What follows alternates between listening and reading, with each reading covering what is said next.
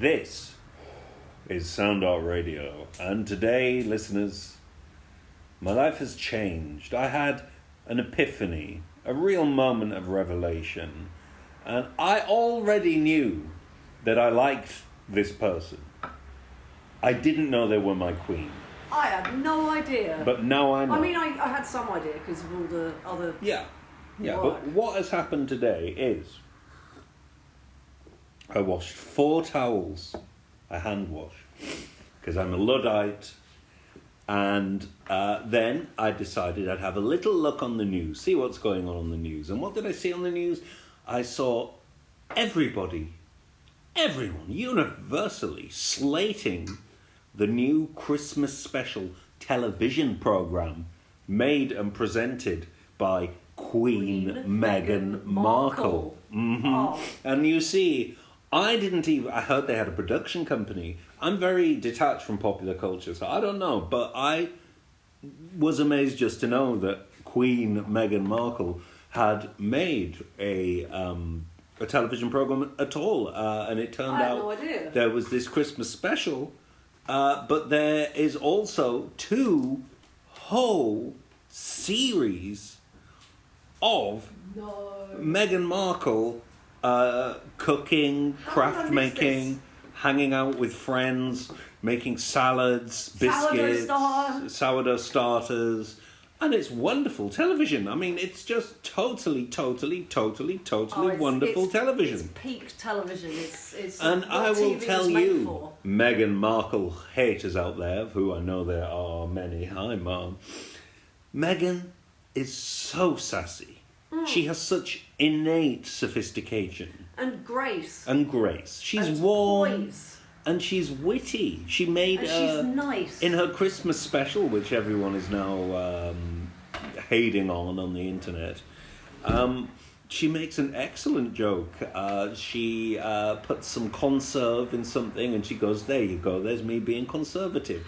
Brilliant little dig. That's how I'm conservative. That's how I'm conservative, exactly. Brilliant. And, she's cool and she's good at stuff. She's good at cooking. She clearly knows what she's doing in that kitchen. I'm terrible at And everything. with the craft making, those things, you've never seen a Christmas cracker so perfect. I think her drawings of holly around the plate and her drawings of ribbon she made are a just wreath wonderful. Out of broccoli. She did make Like a wreath out of salad broccoli wreath. as a salad. It's amazing. Would you do that? No, you wouldn't. You just put your ready meal in the... Yeah, so until you've done something like that, you to prove you've got money. Yeah, until you've done something like that, you really can't slag off Queen Meghan Markle now, can you? No, love Queen Meghan. I love Meghan now. Absolutely I'm love like Queen Meghan. I'm a follower of Meghan I was now. already kind of a follower. Well, we have to because of contextualise Hallmark. this for the listener, because we are big, heavy, I don't know if the word is fan more, apostle or acolyte of Hallmark movies. Hallmark. These amazing And movies Hallmark where Land. it's always Christmas, and this place near Vermont where they make it snow every summer so they can shoot the Hallmark movies for winter, and we're just obsessed, both of us. I'm utterly obsessed with this world. Stop thinking about it. It's been like this because for about how many years now? 6 years? A long maybe? time. Quite a while. Yeah. I must have watched hundreds. Yeah, many. And they are a weird sort of science fiction world without kind of hatred and ideology. And there's no everything is a snow globe. There's also no Hallmark religion. world. It's kind of like, I don't know, it's really interesting because it could be that they're all dead as well. It's the other thing. It's a lot like they're all dead. It's kind of, I mean, there was the other thing that's weird about it is there was the whole thing they had Alicia Witt in it, Yes. so it means that there's this like Twin Peaks Hallmark crossover, and Alicia Witt was in a snow globe in the Hallmark films, and then that makes me wonder, is she in the snow globe in Twin Peaks as well? It's just... it's amazing. And they've got their own countries. They do. Hallmark. They do. There's English islands like the island of Nottingham and things like that. And there's the kingdom of. I can't remember, but and there's many great female Hallmark actors. It's mostly women. Aforementioned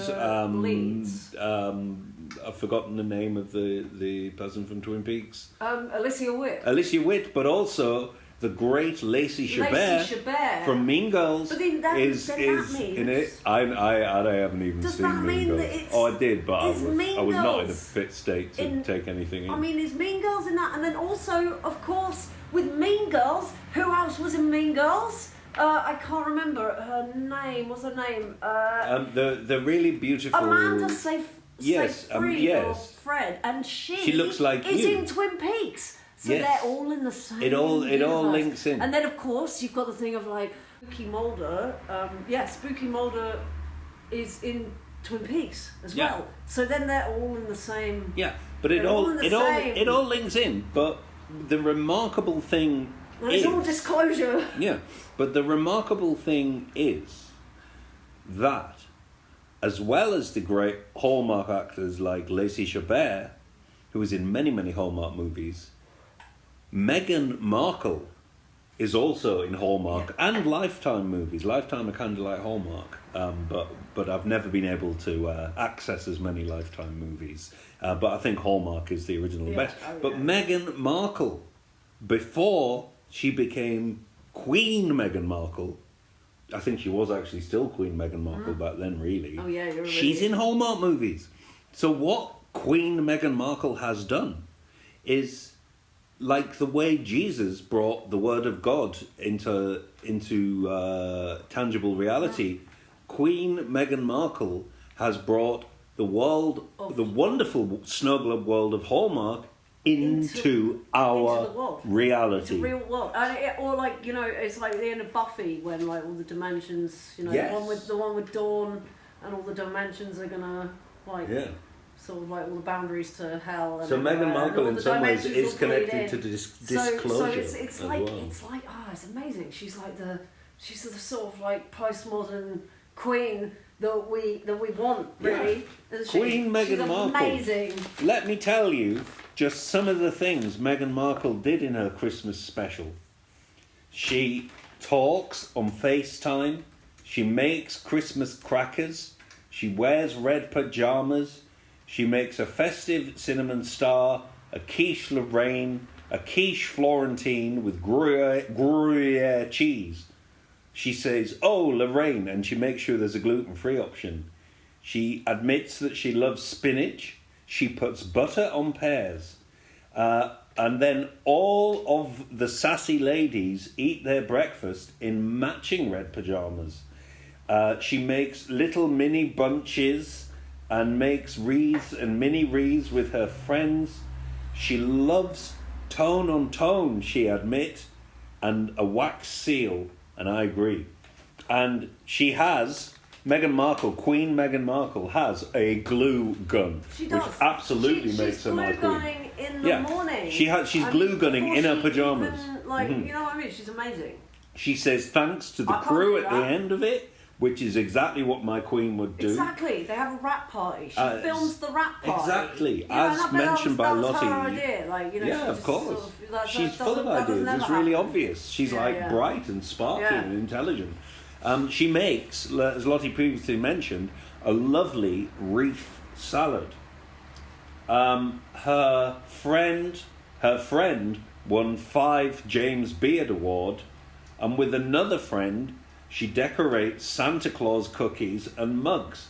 She bakes almond blue and green star and wreath biscuits, which are like, she says she's not an artist, and then proceeds to make the most beautiful biscuits you've ever seen. But that's the thing, is like, because she's done this like weird sort of like disintegrating of the dimensions, then because she is an actor, then she basically, like, she's living as art, really. It's all very complicated. She's a living artwork. Queen Meghan Markle. Yeah. Like Sun Ra. So it's her programme is a Hallmark movie. Even though it's on amazing. Netflix, it's still even a though Hallmark it's movie. life, it's Hallmark. It's because it's documentary, it now means it's in the real world. Exactly. It's amazing. It's amazing. She's broken through dimensions, Queen Meghan Markle. Was the key there to bleed the two worlds together, like in Buffy. It's amazing. Okay, more things from Queen Meghan Markle's Christmas special. She loves little details. She got told this historical detail at one point that salt was once used as a currency because of its necessity in preserving fish, and she found that fascinating. And she which said, tells I love me, stuff like that. yeah, So the Queen Meghan Markle loves these little nuggets of information. She obviously reads and then finds out interesting sort of things that kind of bring history together, and she probably finds clever person, much cleverer than Jason Giorgiani. Yeah, she probably finds the UK really interesting in that regard. Yeah. And finds out stuff about it, and I don't know, she seems like really bright, basically, smart, nice. She loves cod. All her friends actually seem really, really nice and down to earth, salt of the earth. As used as a currency. Yeah. When her friends come round, if the sun is past the yardstick, she makes little welcome cocktails. And she catered specifically to her friend who really likes ginger. And with him, she sets up a steamer. She lights candles. She'll do the sliming later. I don't know what that means. She has a cooking-related ideology influenced by her close friend who really changed the way that she thinks about preparing food. And she does love, Queen Meghan Markle loves the furoshiki method of wrapping a wine bottle, which I need to find out what that is, because everyone knows that's never easy. She made a calendar. She made 2 fabric calendars. Do they have 2 children? I think it was 2 fabric calendars. She made gougere. She made something called reindeer chow, which is chocolate and peanut butter mixed together and then dipped in, I guess, a soft sugar and then left to set. She had a friend called Will Guardari round, who seemed a very nice man. She offered him a glass of bubbles. She is shiny, bright, and funny. She's got boxes full of crafts, everything she does, she's really good at doing. Yeah. She's charming. She's affable. She's a good presenter. I think she's very beautiful. And she looks great on camera. And I was left a little bit vexed by the bile of the few reviews I looked at it, who made out that it was the worst piece of television ever made. No, and I wonder why that is. I wonder why all those people don't like Meghan Markle. Considering the entire country goes completely crazy for the John Lewis advert every year, I really can't see why you've got. No, I can't. I wonder why. I wonder what it is. Well, let me tell you something. From now on, I am full on a alien, human, hybrid, space, Catholic, Sufi, acolyte, New Franciscan acolyte of Queen Meghan Markle. Of Eric Sarti, what was it? Eric Sarti, the Jesus the conductor. Carpenter. Eric Sarti, the carpenter. Yeah, and space Catholicism. Yeah. That's the church. What were you going to say? That is the church.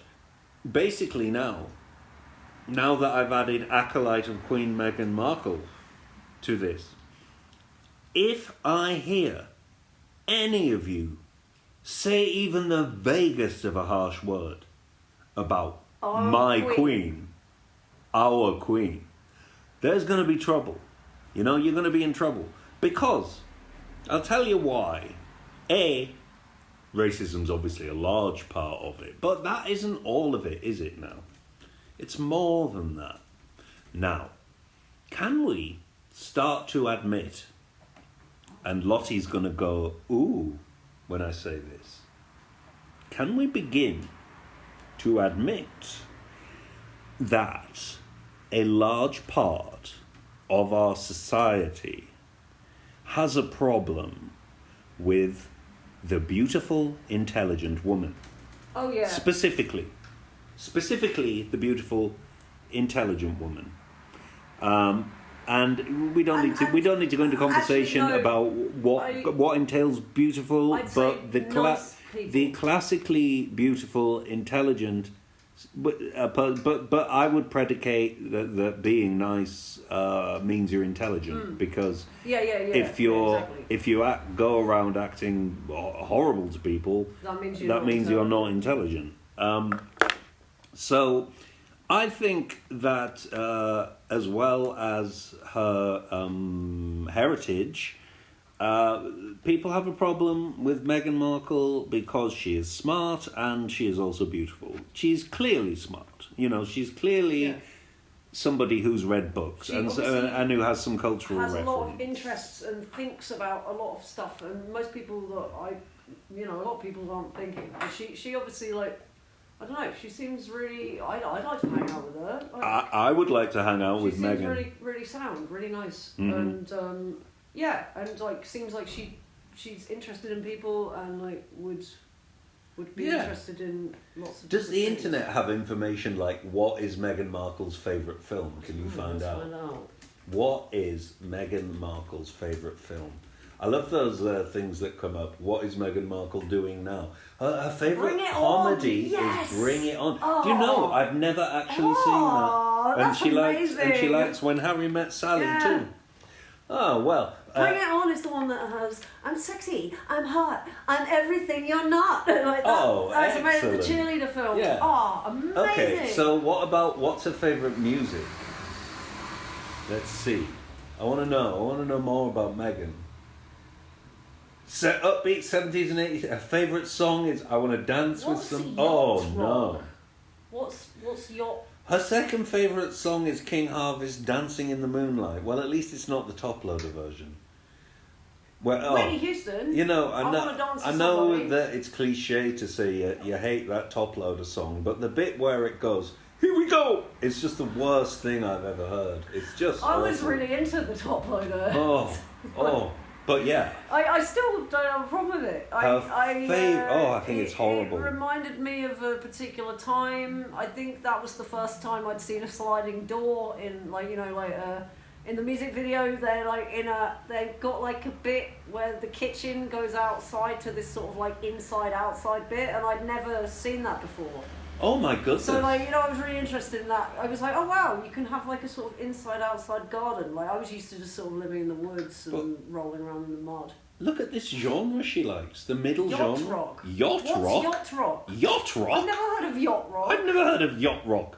Meghan Markle, Queen Meghan Markle. She's named a music genre introducing me to yacht heard. rock. That's Did she name amazing. it? A subgenre of soft rock from the 70s and 80s by smooth, polished production, mellow vocals, and jazzy Toto. That's what it is. Oh my god. It's yacht rock. This has gone full circle. Full circle back to Toto. You can't pause this now. I'm Meghan Markle. No, I can't. This is an amazing moment. Can't. Meghan Markle led us back to Toto. This is amazing, Soundart Radio. This is proof that Queen Meghan Markle can break dimensions. Yes, this is proof. And is just a remarkable human. I love Meghan Markle. Rock. And usually... I've never heard of yacht rock. Usually, I haven't. Usually when I do a show like this and I'm going on about how much I think someone's brilliant, I'm being ironic. But I'm not with Meghan Markle. I think she's wicked. I think she's great. I think she's great. I've always been a fan, and I get... Yeah, I have. Especially... Well, I liked the, I'm not like one of these anti something outside. I think so. I'm not one of these anti-royalists. Or maybe it was a ghost. We've got aliens in there. I'm not one of these anti-royalists people.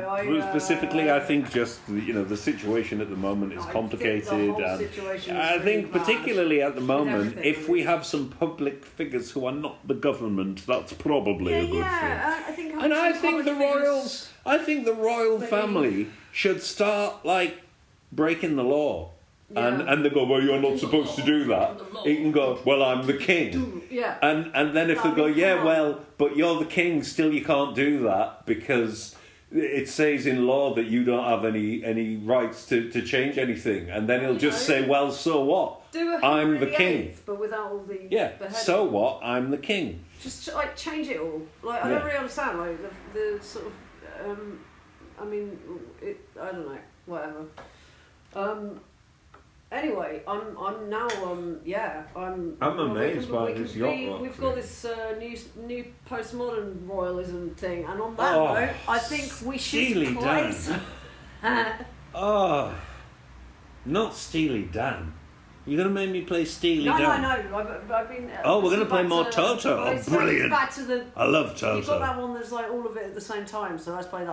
Let's play that. Steely Dan. Really don't like that music. But you know they're named. Sounds like a euphemism. Well, it literally is a euphemism. I suppose you're not allowed to say what the euphemism is for. No, I can. It is a sex toy in William Burroughs' Naked Lunch. The Steely Dan. So it comes from that. Unfortunately, the music is terrible. Well, I had no idea that William Burroughs. I'm sorry if you like Steely Dan. Meghan Markle, you are so cool. I think you are such a sassy dame. You're really just too cool for school, Meghan. That's why you took your royal family away. Take the boy, liberate him from the big ancient cult. Set up a TV production company, Meghan. You're my hero, you do it your own way.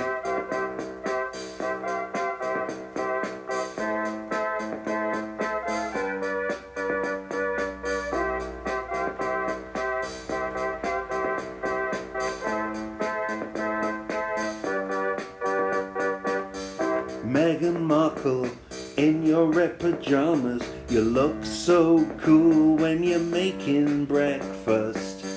Then you have a glass of fizz with your friends. Then you do some craft to make for your kids. And Meghan Markle, 100 miles an hour.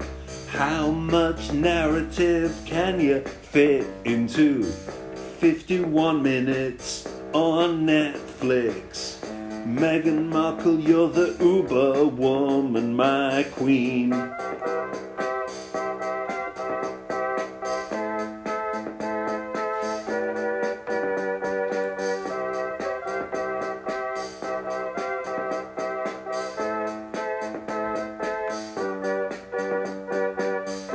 Quiche Lorraine, quiche Florentine.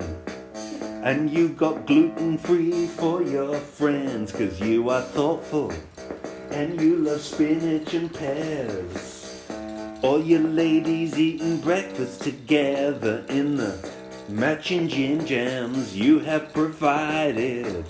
You're kind of thoughtful and you love your kids and you love your husband, and you have to put up with loads of nonsense from Gammon Man. Yeah, you're my queen.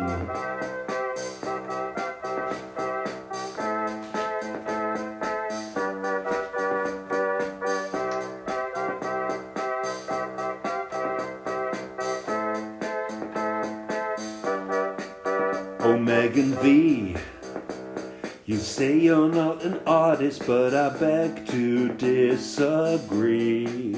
Oh, Megan Lee, you say you're not an artist, but I beg to disagree. Have you seen the elegance of your line and your Harley? It's so fine. Meghan Markle says she's not an artist, but I beg to disagree. Art is life, Meghan Markle, art is life. Meghan Markle, art is life. Meghan Markle, art is life.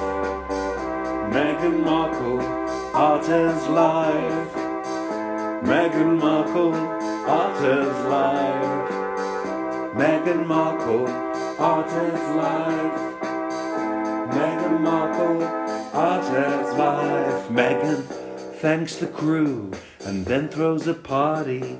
You have a nice day and you have a nice night. Meghan Markle always makes sure that everyone around is feeling alright. She's my queen.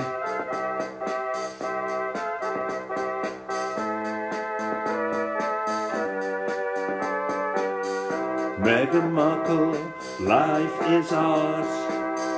Meghan Markle, life is art. Meghan Markle, life is art. Meghan Markle, life is art. Meghan Markle, art is life. Ooh, Meghan Markle, art is life. Oh yeah, Meghan Markle, art is life. Oh, Meghan Markle, art is life. You're my queen.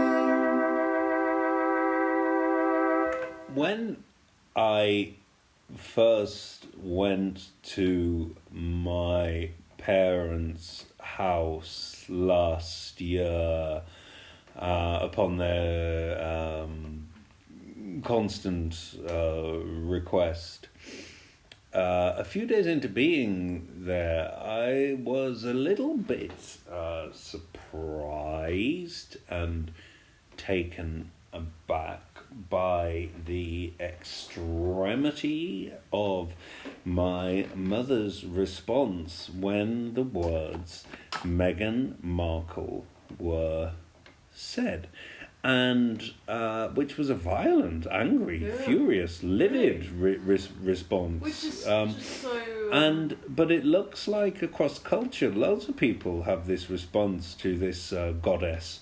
I mean, she is. Yeah, I mean, yeah, she looks like a goddess. And that's you're just jealous. That's what it. I think it might be that. It's that thing of like no one likes an intelligent, smart woman. Yeah. They're all jealous of Meghan. Jealous of her. Yeah, and there, I think there is a lot of racism going on there as well, Mama. Sorry to say it. But to me, it's incomprehensible because. It's also because people are a lot more into the whole royal family thing than we thought. Because I don't as a sort of I'm not really even supposed to be, but as like whatever. Let's use the alien human hybrid for a thought experiment. Mm-hmm. I don't understand anything about this world planet at all. So the royal family to me seems like another thing I don't really understand. Yeah, everything else. But I judge people as people. So. But in the way way that over time. So I don't understand. So the thing of people getting angry about it must mean that they've got like total respect for the institution of the royal family. Whereas like, I know quite a lot of people who've worked for the royal family or whatever, and they don't have that about the royal family. Do you know what I mean? They're sort of like neutral about it. It's a job. A lot of people are employed by them, I guess, in this country. But I just don't really care. There's other stuff that we need to worry about. Yeah. Like that everything's on fire. Yeah. So all this stuff recently where kind of everyone was saying not my king, and it's like that implies that you want a different one, doesn't it? That you want another king. But I would say concentrate on the global warming, really, before you have your conversations about your idealised sort of political system in society. Concentrate on, like, trying to stop the literal end of the world. Yeah, but I would say that what is going on vis-a-vis my mother's hatred of Meghan Markle and lots of people's utter bilious hatred of Meghan Markle, sassy, smart, awesome, attractive, beautiful, ferocious woman, the queen, the real queen. The reason, I think this hatred of Meghan Markle has become, dare I say it, a national pathology. It has. It has. It's a pathology. Yeah. You just want to say it. Yeah. It reminds me of my grandmother scratching out Camilla's face in the Daily Mail when I was a kid. It's pathological. You have no reason to hate this person. Yeah. And so what if Harry left his royal duties and absconded to America. How does that affect you? You know, like everything, nothing. Isn't is it better? real, Isn't it better that the boy's happy? He seems a nice enough boy. Lad. He does. He seems like a nice boy. I was, I was a little kid when his mother died, and I remember it was one of the first weird moments. It was like one of the first kind of like awarenesses of an ideology that I'd ever seen. When I don't know how old I was, I can't remember, but young enough to not really understand anything, but not have the words for it. Now I don't understand anything, but I've got words to describe that. Was it like 1997? Something like that. Tony Blair was certainly in power. He'd just gotten in, hadn't he? Yes, it was 97. So I must have been like 10 or 11. And I just remember thinking how utterly disturbing it was to watch two... Oh, that was dreadfully disturbing. Two sort of children have to like walk around in public. It's just like with the I don't know. It's like super creepy that. And everybody kind of engaged in it, and I just don't think that you should treat children like that. I was 17. Like if you can ignore somebody's like kind of humanity as a child, then that means that you've got some problems, basically. That seems to be the state of a lot of humanity. I was 17 and I was quite angry about the whole thing because, again, it wasn't like a national pathology. It sort of was, but it was a national hysteria that everybody jumped onto, and I'm not sure that the human being that was Diana would have been so pleased about this. It was very fetishized. And Tony Blair used it for political gain. I refused to watch it at the time because I was saying this. Because what I felt at the time and what I feel now is when there are these huge rituals, death rituals that they do, it seems to me disrespectful. Yeah, really disrespectful to the people and the family, and I obviously I'm the kind of person who is going to think that like Diana was pretty cool. She did some cool stuff. Friends with George Michael. Yeah, exactly. If you're friends with George Michael. And Jerry Halliwell was also friends with George Michael. Yeah.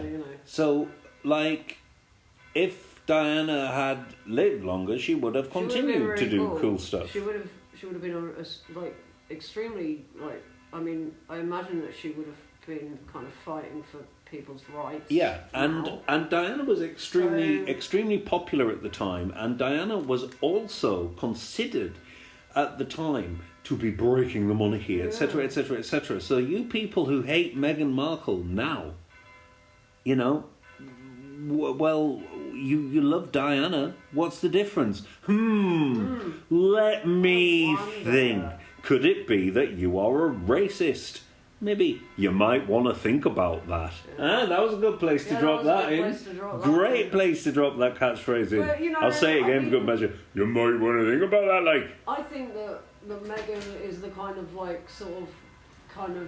2025 sort of postmodern kind of. Did I say this a minute ago? But like the sort of queen icon that we need, really. She is. She's like. She plays by her own rules. It's also she's really, super cool. She's elegant. It's really kind of abstract. She can talk as well. But she's also in all the. Yeah, we were talking about this a second ago, but we stopped and I went over there. She's in all this sort of like this kind of fake royal country thing in the Netflix world, and that was what I was going to do. I looked up the names of the various countries in the Netflix universe that she inhabits, which I can't find anymore because of Windows, of Windows 10. Well, while that loads,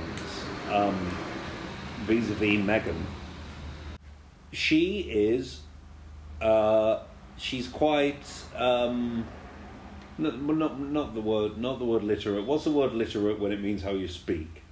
Eloquent. She's quite eloquent. She speaks. She's funny. Rather well, but she talks well. She speaks intelligently. She seems like the kind of person who, if you were having a conversation, would listen as much as talk. She'd be a good friend. And definitely amongst the royal family... she's been like a bridesmaid loads. The royal family are not well known, really, for their skill as public speakers. I mean, when there was like... When Prince Charles speaks, or the king, when the king speaks... his mouth is so closed like this, and he says in the house, and it's all very kind of stumbling and fumbling and like this, and when William speaks, he's sort of like this, isn't he? And when Diana spoke very shyly and softly and rather beautifully. And who else? Oh well, Prince Andrew. He doesn't talk. When he opens his mouth, and all the sweat just comes out. And Camilla, I don't even know what her voice is like. I have ideas what it might be like. I'm not going to do it now. I love Camilla. Yeah, I do love Queen Cammy. I was always excited for the time with Queen Cammy. Have you got a G&T? I mean, she smokes as well. Yeah, she smokes fags. As an ex-smoker, I've got to sort of be done with her, really. Yeah. And so Queen Cammy, she's kind of funny, but Meghan Markle is literally my personal queen. But, we can have more than one queen, can't we? Of course you can. And in my official capacity as the new work from home / or hybridized Oracle of Delphi remote, I am hereby proclaiming that we can have many, many kings and queens.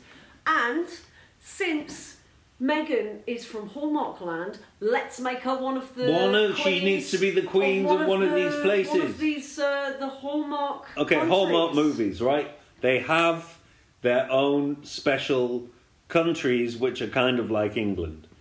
Do you want to read the names of the countries? There's Aldovia, which was a kingdom in the A Christmas Prince trilogy, featured alongside Penglia. I remember that one. There's Cordinia, I remember that one. That was a setting for a royal Christmas.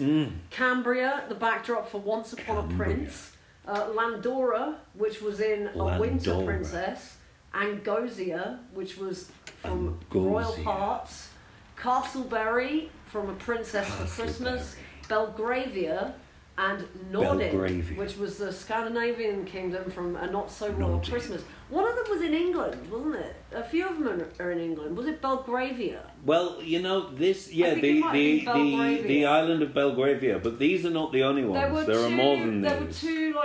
There were two where it was obviously the Queen was based on the Queen. Yeah. On the Hallmark movies. If you haven't started watching them, you should start watching them. And also, this is just the winter Christmas / royals / I guess it's picking up with Disney sort of. But I kind of have this theory about Disney that was more about impoverished autistic women who were largely agoraphobic, finding a way of getting out of poverty. That was one. St. Ives. The island of St. Ives. Yes. Right, there's a wonderful kingdom somewhere off the English coast. Yeah. And you can also go to Montenegro. So she should be the queen of one of these ones then. Yeah. Well, which one? I don't know. Which one? Hang on. Which one do you... Meghan Markle, Queen of Aldovia. Meghan Markle, Queen of Ancadia. Maybe she doesn't want the one that's like in fictional England, because she might want to be somewhere else. Yeah, maybe she doesn't want to be in fictional England. I do. Where's Montenegro? Queen Meghan runs Archewell Productions. I hope it's doing well. Queen Meghan runs Archewell Productions and lots of other things as well. I would like to see, for Archewell and me, a culture of experimentalism fostered by production companies on platforms like Netflix, doing new and innovative things. This is my message for Queen Meghan. Use your production company to commission artists like me and Lottie here to make new and interesting stuff that will blow people's minds. This isn't an audition, and I realise I've put myself in a terrible position here, but Meghan, you're my queen. And honestly, Lottie and I, all we want is to serve you, Queen Meghan. So foster a culture of experimentalism. Don't worry what the stupid people say. We'll have utopia one day. Queen Meghan. Also, just to add here that I like Harry well enough, but he's not my king. My king's probably Orson Welles, but my king was Mr. Stuart Gerald, yes, the guinea pig, and now he's gone off to the other kingdom. Yeah, but he's sort of still about. Oh yeah, right now. Yeah, but Meghan Markle, Queen Meghan Markle. Is my queen. And I know that's going to irritate many people in this country. But I've discovered as I've got older that my capacity as an irritant is really something quite useful. But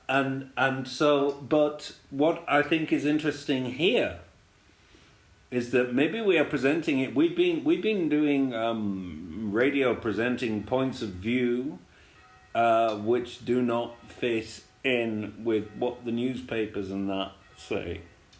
The mainstream narrative, as they say. But I'm wondering. That's partly because, I don't. Yeah, I mean, I don't understand it. No. It seems like the mainstream thing doesn't seem to be working very well. So it's also just in the spirit of experimentation. We should try some different things. Exactly. Like being nice to each other. Exactly. We've tried not being nice to each other. We tried that a lot. It hasn't really worked. No. So I've got a very controversial statement here that I think that we should be nice. Yes. Well, that was my strange thought about this broadcast. Because we've talked a lot about the ever so controversial subject of whether or not the last 2 years of mass slaughter in the Gaza Strip has constituted a genocide. And we've talked about the very popular space Margaret Thatcher man, Jason Giorgiani, who inexplicably is popular. Meghan Markle, according to popular narrative, is a very, very unpopular figure. And if Jason Giorgiani is popular and Meghan Markle is not popular, sassy, graceful, elegant, beautiful Queen Meghan Markle, then I do not understand this world. Yeah, I do not understand this world. And I think it's interesting. But she's from Hallmark world. She is from Hallmark world. She's from the idealised world. Isn't she? I think it's interesting that for all of the controversial broadcasting and art that we've done over the last few years, the one that would upset many people the most is this one, in which we are saying that Meghan Markle is our queen, which she is, right? But my question is, why is saying something nice controversial?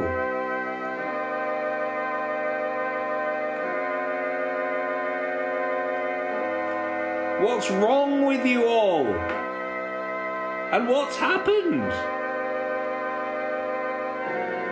Have you not noticed everyone seems to be being more horrible?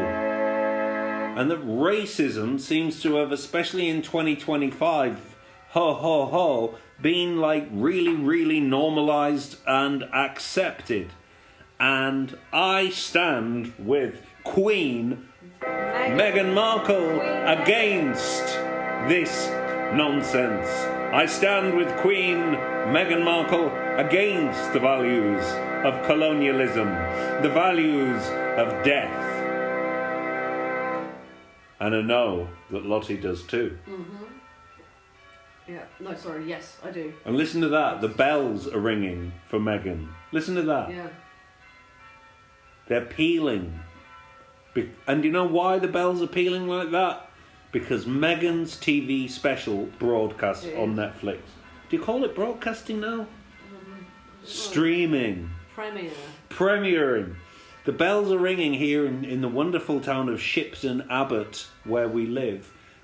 Which is itself a Hallmark town. Oh, yeah, a Hallmark town. We live in a fictional town, which, you know, we do what we... I mean, Death in Paradise. Yeah, we are also able to shift between dimensions sometimes using various mechanisms. Or whatever it's called. Beyond Death in Return to Death in Paradise. That blonde-haired bloke who looks like a pencil. He's in Love Actually. Oh, right. Which is kind of a Hallmark film-ish. Right. I don't know. It's sort of... Where's the crossover with Love Actually? Did you...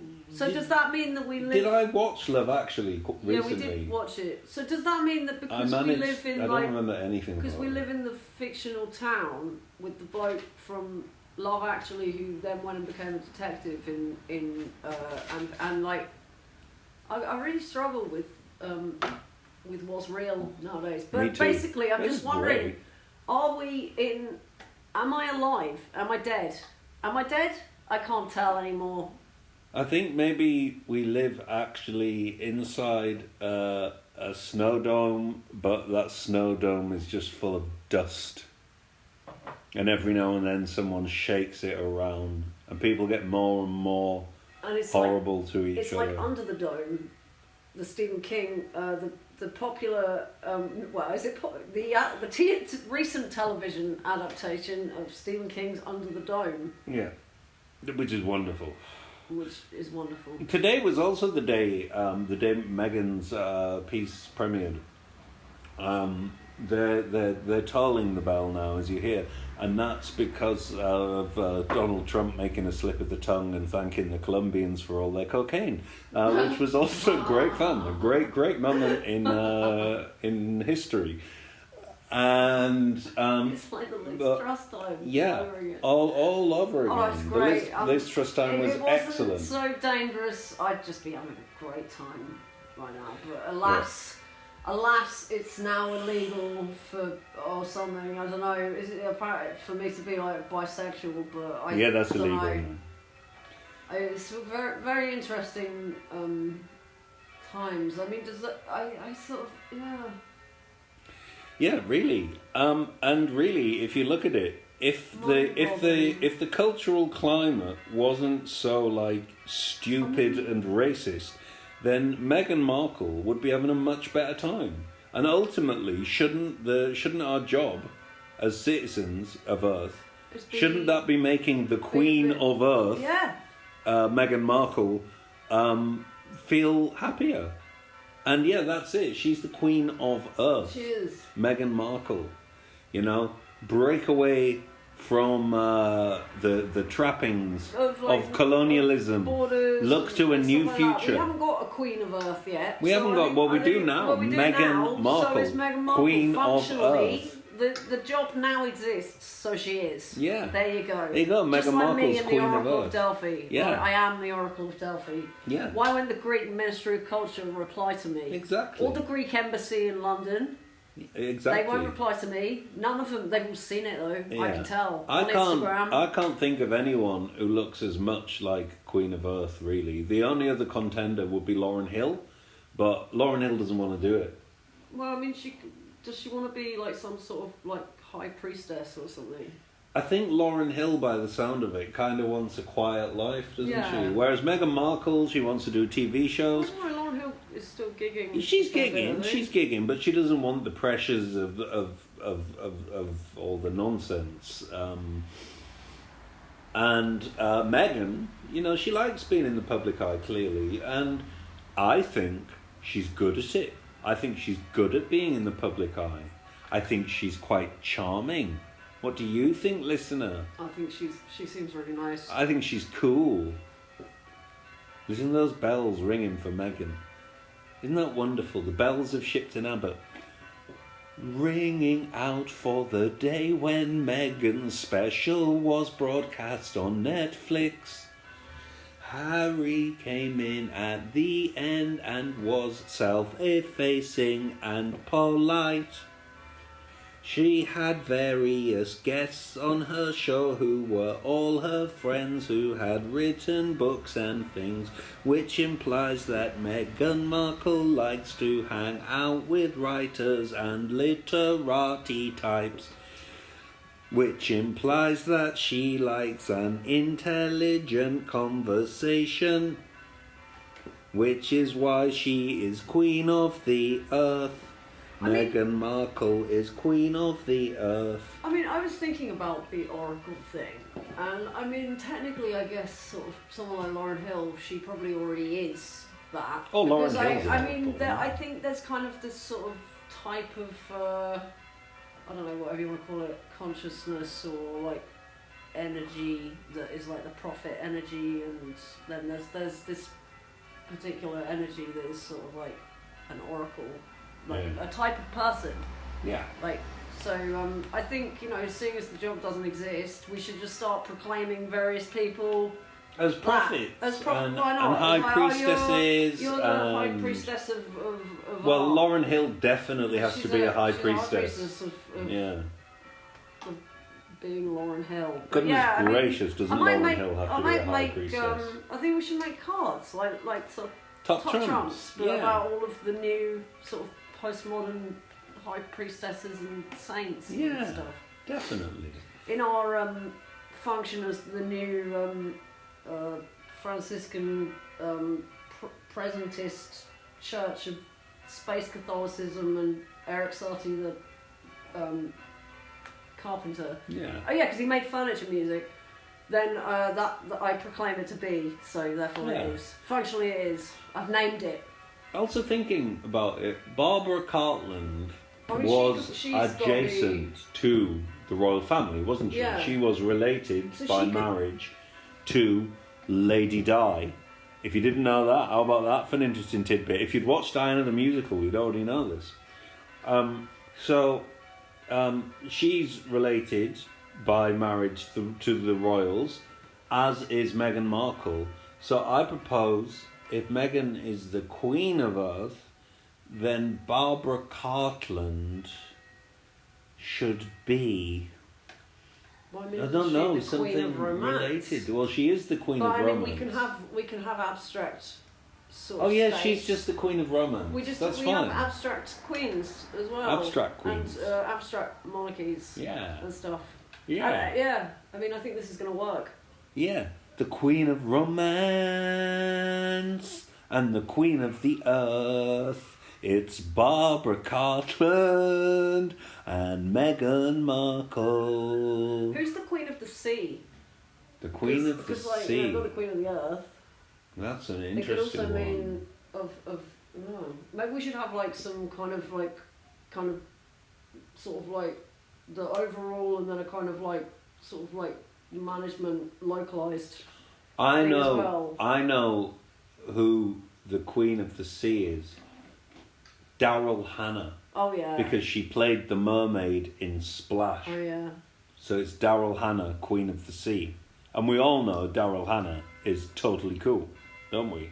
Isn't Daryl Hannah supposed to be wicked? She was the first famous autistic woman that I... Famous autistic, Queen of the Sea. After, as in, like, there's plenty of people who were pre the diagnostic criteria for autism, but she was the most well-known one after, what's her name, who made all of the various machines for the meat industry. Temple Grandin, like, I'm not into Temple Grandin. No, they're not the Queen. Daryl Hannah on the Daryl Hannah's Queen of the Sea. Great. Or it could be that lady who worked with the famous scientist and creator of the sensory deprivation tank. Oh, yeah. Well, who engaged in intimate love affairs with dolphins as part of her research. More, the dolphin was engaged in intimate love affairs with her. But she reciprocated. She reciprocated with the dolphin in the name of research. Anyway, she's another contender for Queen of the Sea. Queen of the Air is Amelia Earhart. Yeah, that's true. Mm-hmm. So that one's irrefutable. Who? Queen of the Trees. Well, I mean, there's plenty of people that I can't think of off the top of my head. Yeah, who's like the Queen of Fire? I mean, there's got to be loads of people that we don't know the name of all over the place. Well, for sure. Who are the Queen of But you have to take it from your lexicon of people. I mean, the Queen of the Night is loads of people who sing the Queen of the Night, isn't That's it? true. I mean, that's functionally the Queen of the Night. Yeah. It's everyone who sings the Queen of the Night is the Queen of the Night. So you step functionally into the position. Yeah. And then step out of it, but it's a form that exists. It's interesting. Back to again. That means I'm the new word from Oracle of Delphi. Oracle of Delphi. If you want any advice, just hit me up and get in touch. Yeah, and might not like Queen Meghan Markle, your Royal Majesty, if you are listening, which we hope you are, we all, or maybe someone from your team. I mean, I want to be taking advice from you, really. Yeah, to check we don't say anything horrible. But of course we're not going to say anything horrible about you because we love you, Queen Meghan Markle. You are wicked. We love you, Queen Meghan Markle. But if, Lottie would, like they just said, like to take advice from you. But you could also take advice from the Oracle. It basically means you could just have a nice conversation. I know bits and pieces. I think we could have an excellent conversation. With I know Meghan. a bit of birds language, but then I think Queen Meghan should come on our radio show. Meghan keeps come on chickens, our radio show, Meghan. So does Queen Meghan keep chickens? So I learned that from our Christmas special. What did she say in a Christmas special? She's got some silkies. Really? Yeah. How did I miss that? You were out of the room. What, did I miss some of her Christmas special? Yeah, there were some chickens. But Why did I leave the room during the Christmas special without I meant to pause it, but then I went off on this whole reverie about kind of dimensions of different sort of movie worlds colliding and whether or not I'm real. Yeah, so Queen Meghan. So I didn't manage to stop it. It gets even better, does it? It's just, I find this just... Does it get even better? It does get even better. Queen Meghan's got some... Bwak, bwak, bwak. Yeah. When I would love to have... So Queen Meghan, we would love sometime to come and see your chickens. I love chickens. I've been friends with a lot of really nice chickens. Yeah, tell Queen Meghan. Well, we managed to get them to play drums once, didn't we? Yeah, we did. It was the only live music in the UK Meghan for a while. About the chicken on the bin. Which chicken on the bin? Wasn't there a jumping chicken on a bin that used to just jump up at the window? Oh, well, there's been a lot of jumping chickens. I looked out the window once and there was a bin outside the window and there were about sort of 7 or 8 chickens all sat on the same bin and their feathers went all flat and it looked like a big sort of like carpet of chickens with their little, I don't really know what to call it. It was like one big mass of fluff. It was very nice. Well, here's something I suspect. Waiting for seeds. Here's something I suspect. There are 2 kinds of people on this planet. There are people who, when they look at a group of chickens, see a group of chickens. Or there are people who look at a group of chickens and see a lot of individual chickens. And I suspect Queen Meghan Markle is in the latter group. I think Meghan knows her chickens well. I think Meghan talks to her chickens, interfaces with her chickens, cross-species, to use language like Jason Georgiani. And I think she loves her chickens. And she takes their eggs, and I think when she takes the eggs, she says, Thank you, chicken. Thank you, Mr. Chicken. Mrs. Chicken. Mrs. Chickens. I'm not even supposed to be here. Thank you, Mrs. No, but like you said before, all Mr. I don't know, that's the problem, isn't it? They are all Mr. All Mr. something, Mr. Ball, Mr. Fluff, Mr. Fatty, Mr. Suet, blah, blah, blah. So yeah, it is a Mr. Chicken. Mr. Chicken. Mr. Hen. Even if it's a female, it's Mr. Yeah, Chicken. Mr. Hen. Mr. Chicken. Mr. Chicken. Oh, look at you. Look at him running across the field towards me. Oh. If you haven't seen a chicken running towards you, you're really missing out. It's one of the funniest sights on this planet. Yeah, they wear really smart trousers, don't they? So yeah, Meghan, I'm sure you feel the same way about chickens as we do. And I just want to say that Meghan Markle seems to represent a lot of values that I like. Yeah. I like people who are intelligent. I like people who are empathetic, sympathetic, considerate. I like people who think about other people before they think about themselves. I like people with charm, and empathy. And Meghan Markle seems to have a lot of these qualities, which is why she is my queen.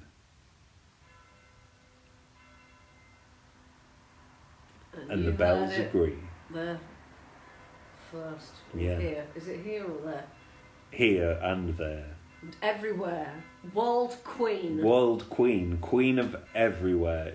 Queen of ubiquity. Yeah, Boris Meghan Johnson Markle, said he was Queen of the wanted world. to be world king. Yeah. He didn't manage that. No. Did he? Meghan Markle's managed it in her sleep. Yeah, and Like, Meghan Markle, with style and pizzazz. Also, Meghan Markle, right, she obviously wasn't bothered about being in a royal family, because she was kind of like, She's hey, already Harry, royal. let's blow this joint. Yeah, because she's already queen of the world. Yeah. And, the thing is, the people that you want ultimately in positions of power are the people who don't really want to be there. Yeah. And so by making Meghan Markle Queen of the Earth, we will make sure that this fine blue planet is tended for, cared for, maintained, and fulfilling its potential. Meghan Markle will overcome the media. Meghan Markle will eat all the journalists. Meghan Markle will put the media in her fists. Meghan Markle will overcome them all, 'cause she's the queen of the earth. Yeah, she's the queen of the earth, 'cause she's the queen of the earth. Yes, she's the queen of the earth. Meghan Markle will overcome the racism.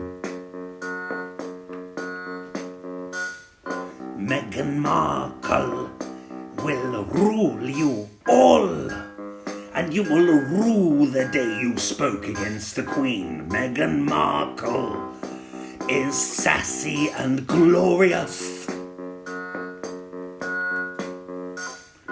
Meghan Markle could stamp you underfoot if she wanted,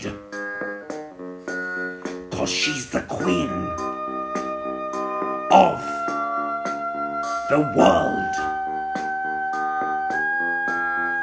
Yes, the queen of the world. Meghan Markle. Meghan Markle, queen of the world. Meghan Markle. 'Cause Meghan Markle is the queen of earth.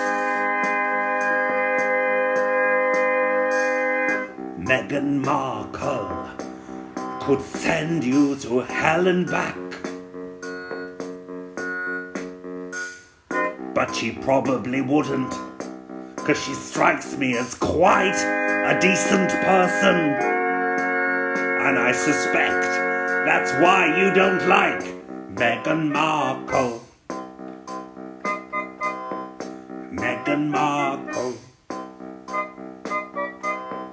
Meghan Markle. Or could it be that you're a racist? I wanted to say at this juncture that my feelings of admiration towards Queen Meghan Markle represent a lot of my feelings towards females of the species, possibly the hybridized ones. And we're in this like Andrew Tate time where all the boys are really angry at all the girls, and everyone is also really angry at trans people, and ultimately, like, just leave people alone. You know, if you don't like how they dress or how they feel or whatever, then just don't look. You know, look the other way. Go away. Go away. If you're a bigot, if you don't like people for being who they are. Of other people on the planet you can talk to just talk to someone else. Leave them alone and go away. Want to talk to people. So that's the solution to that. But I wanted to say, given that there's the conversation, the Andrew Tate kind of conversation around the females of the species, and the actual, the reality is the Catholic Church had to do a damn lot of disenchantment to eradicate the wise woman from the center of communities. And, like John Betjeman and his admiration of tennis-playing women. I am a male who is turned on by the Amazonian. The fact that women can be these ferociously intelligent. And also, I have to be honest. I am greatly taken by whatever it is that my eye interprets as physical beauty, which Queen Meghan has lashings of. And goodness gracious, Lottie here almost breaks my heart every time I walk in the room. What I'm trying to say is that I admire females of this species, maybe it's just the hybrid ones, I don't know, greatly, and that doesn't stop me being like macho or anything. There's like what's going on with me. I've had like boyfriends too and things, but what's going on with me is that like I actually really like girls. I think girls are cool, and the whole sort of way that life experience shapes a person.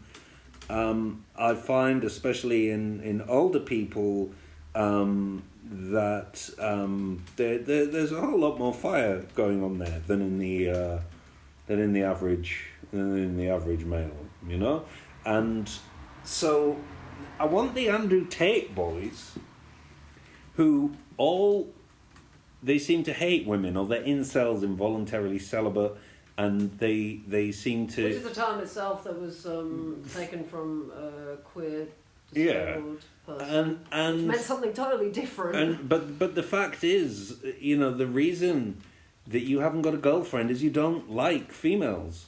Like if you liked females, then you wouldn't act aggressive. You would try to be charming. Have you heard of the whole idea of courtship? It goes way back in human history, and hey, is across pretty much the whole animal kingdom. Well, yeah, the whole animal kingdom in all its plethora of myriad ways. And if you find, Andrew Tate boys, that you don't actually like girls, then, either try kissing boys Or if you don't like boys, and you don't have to kiss anyone, you know? Like, not necessary. But if you want to kiss someone, well, it's going to be a boy or a girl or somebody who is between genders or non-gender or whatever the correct terminology for it. The fact is, there's a lot of people on this earth, and there's someone out there you could get on with, but you actually have to try and make some effort to not just be completely unappealing on every single sensory level. The smell isn't good, I expect, you know? Those tracky bees, when were they last washed? Those grey tracky bees. Goodness gracious.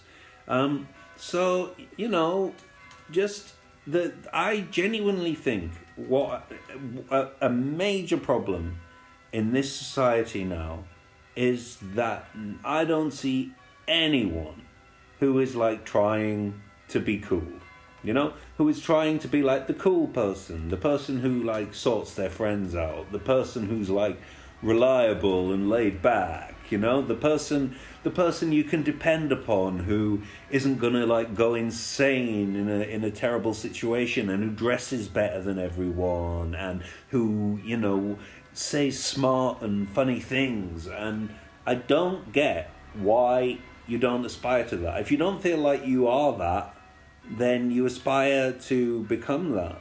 And there's just this whole language now about everything. I would even put it to people's attention span. Oh, I haven't got the attention span. The fact is, you know, things that you feel that is you could do better at, then you try. If you feel your attention span is short, then work on it, you know. And in the same way, if you want to get a girlfriend, then you got to work on that. You have to charm the lady, or if you find you prefer the boys, then you got to charm the boys. You know, we are not raging baboons who mount each other when our bottoms turn red, now are we? We have the potential to be better than that. So if people can just stop being repressed and accept who they are, and you know, the fact is, it really doesn't matter if you're gay or straight or trans or anything like that. It doesn't matter in any wide sense. I think being gay is the same as being straight, and I think being trans is, I think all of it is, you know, it's all just different iterations of how humans behave and feel. As a bisexual, whatever, I don't want to use the term binary because it's alienated from all of it, but as that, I say, like, I mean, why do you care? I mean, it's not even a thing for me. It's like more a, I mean, it's just weird because it's always been like a non for me. Yeah. Like, I never felt like. But the thing that causes the rage is particular, their repression. Yeah, their repression, and it's really interesting that nowadays, like, I'm getting people, because it says in my thing, they, them, comrade, haha. I'm getting lots of people having a go at, like, somebody told me they were going to stab my guinea pig.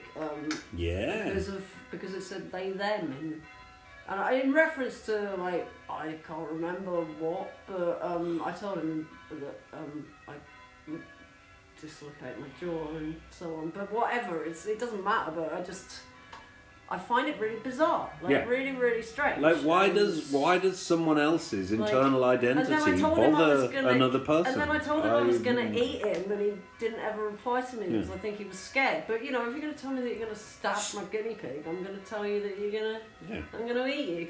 But it was just really weird that he was getting really angry about a nothing. Yeah, like about a lack of internal identity on my part. Like, which doesn't affect his life at all. No, I didn't. But it's just very strange. It's like, it's weird that somebody can have a go at you for a for a nothing, for a negation. Yeah, it's very strange, and like it's kind of reminds me of the fact that nihilism is on the prevent program now, which I find very confusing because I'm a nihilist. Yeah. But it always puts me in mind of the furore about drag queen story time, which is still one of my favourite historical moments. The protesters standing outside libraries while this glorious drag queen it's just very strange. flounces past and just equally, wonderful. Yeah, with the nihilism thing and the non whatever, I don't want to use the binary word, and that. I mean, it's a kind of alienated position. I feel. I never, I don't really want to go into it because it's basically feeling nothing. So, but that is probably partly due to sort of alienation, maybe as well. I'm a guy, but I'm also a magical pixie. What I am is a guy from another planet. Just really bizarre that it's like they're having to pretend that they trick themselves into caring because no one had a problem with it. Like it's sort of like no one cared. I was noticed on the Isle of Wight that there would be a new group that everybody hated every sort of like year. So it went through most places in Europe, and it goes through a different one every like 7 or 8 months. All the right wing there choose a new thing that they decide they hate. Yeah. And there was when the pandemic happened, like Zizek wrote a book right at the beginning, and he was saying it's interesting. He was saying we can almost imagine that the right wing will start trying to. I can't remember what he was describing it as, but it was a similar point to like something that I keep thinking about of like whenever there's a new political thing comes in, there's always this period where the people who really want to hate everything are like scrambling about trying to figure out the boundaries of what it is they're gonna characterize as their new ism. What's going to be their new What's hate? going to be the new hate thing? And it's and I called it years ago with the I wrote a it might a be song. on me one day, you know. Well, that'll be fine with me. I mean, I wrote a song called New Age Generator, which was named after a website where somebody had programmed some code to come up with a New Age copy. And I wrote a song about that pre-pandemic. And it predicted everything that the right wing ended up doing. So, you know what I mean? It's kind of like... Yes, well, you think of the silliest thing, and then they end it's up like doing it. when I wrote the opera about how cutting yourself off from Europe might not be the best idea. I thought, what's the most ludicrous thing that a person could be shouting?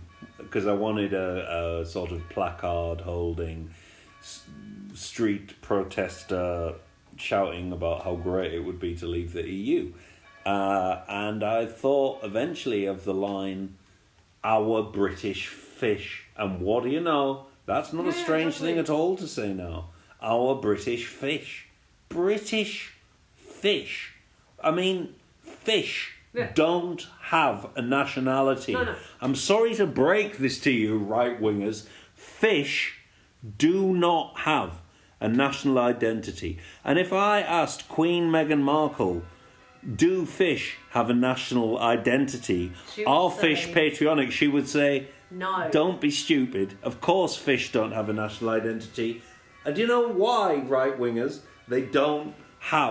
why fish don't have a national identity? Because they're fish! And the sea... They live in the ocean! And you know the thing about the sea is it's moving! It's full of a thing called a liquid, which you can... sort of like fish move through it. Yeah. It sort of doesn't really have a boundary because it fills the container that it's in. And now I know that like back to Jason Giorgiani, who was the other day, I think, talking about. I mean, it's amazing. This guy's like a manual for everything that for like shoddy premises. Really, it's amazing. That should be the name of his real estate company. Shoddy Premises with Jason Giorgiani. Premises.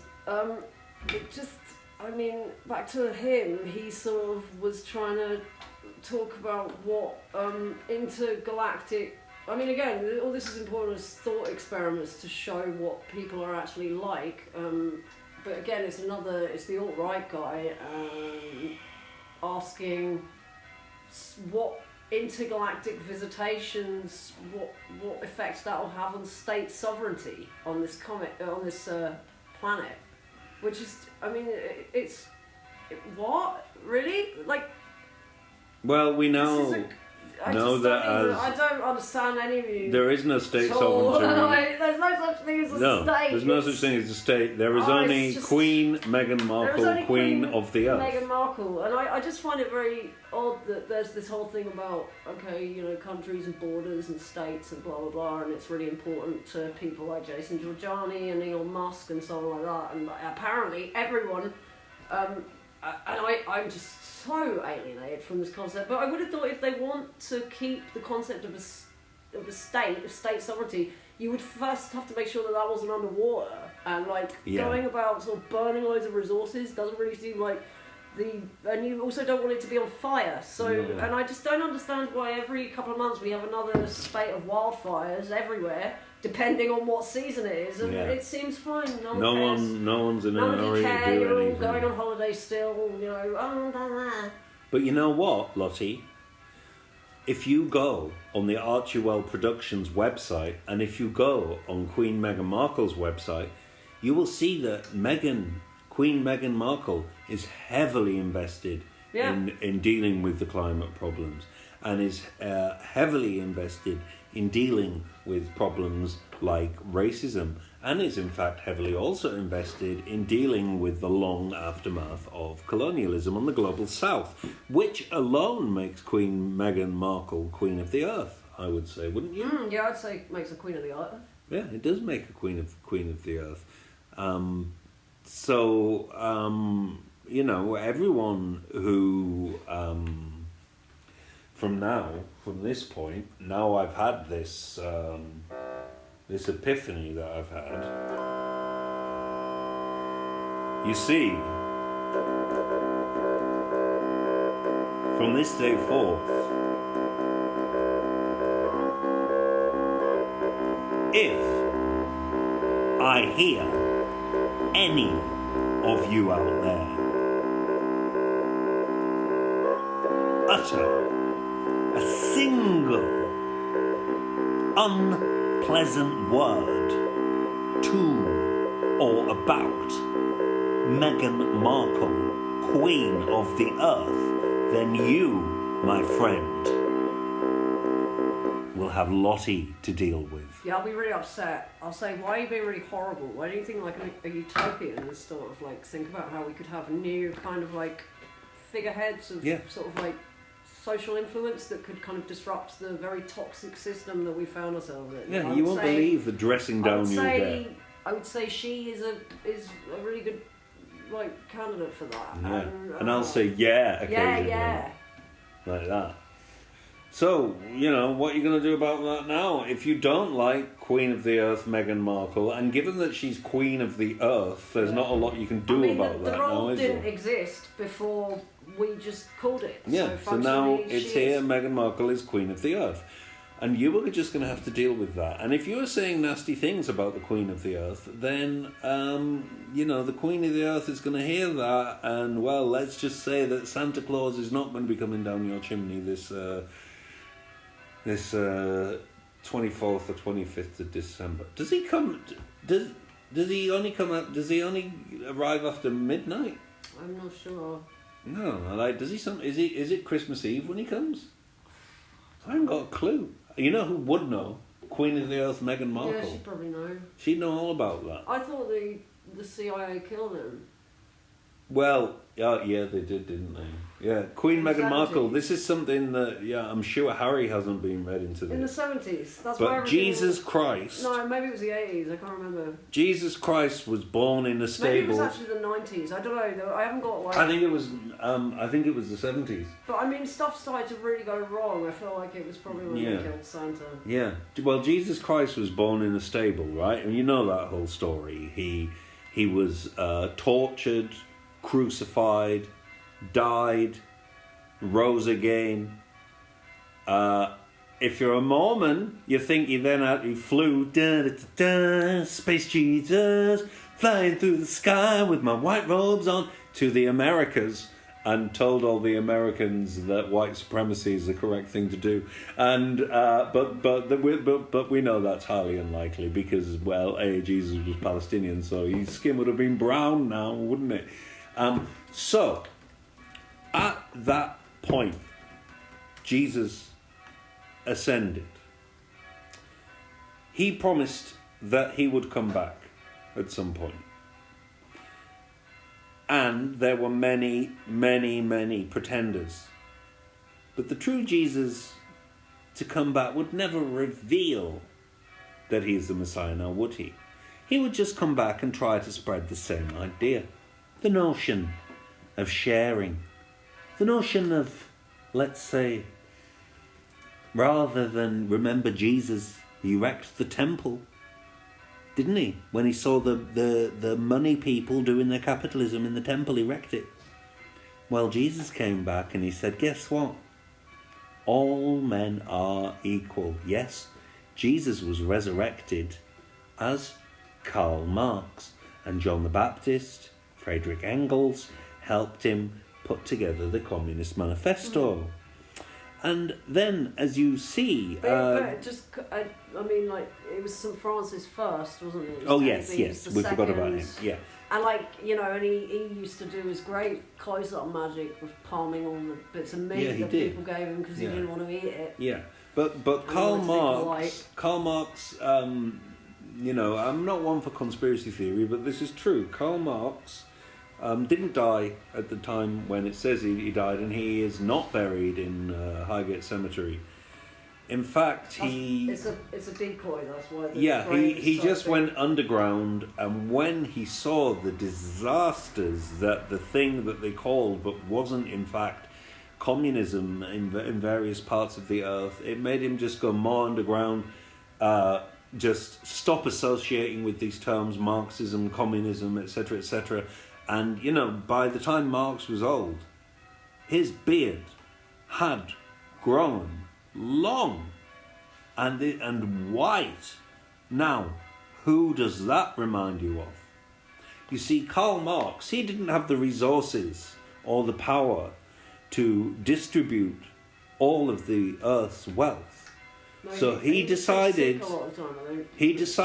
to hire a bunch of little workers, all on equal pay, unionised, on candy canes, unionised, and went to the North Pole. Accommodation. Went to the North Pole, as far away from civilization as he could get, and he set up his workshop. What's that? It's a blizzard.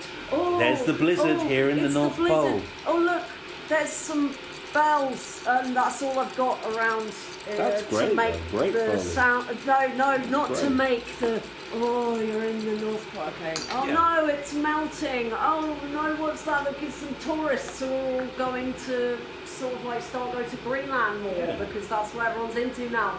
Oh no, please don't do that, said Santa and all of his workers, please.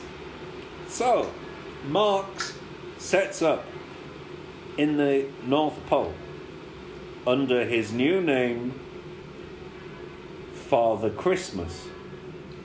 And under this moniker, for years and years, he puts all of his efforts into making beautiful, bespoke, handcrafted toys for the little children of the world, to whom he would distribute equally. And in one night, he would travel around the whole world. You've been told this is a myth, it isn't. In one night, he travelled around the world and distributed equally these wonderful delights to the children of the earth. As the 1970s drew to a close,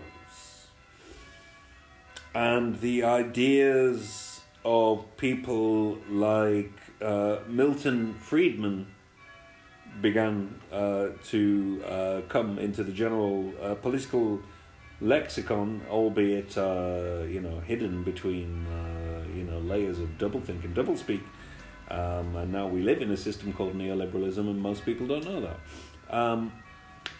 At this point, the CIA, which had been formed after the Roswell incident in 1947 and obviously kept a very close eye on the sky. We know, NASA, their Track Santa app that they had now, when that was first invented, that was genuinely to track Father Christmas, aka Karl Marx, aka Jesus Christ, and aka St. Francis of Assisi.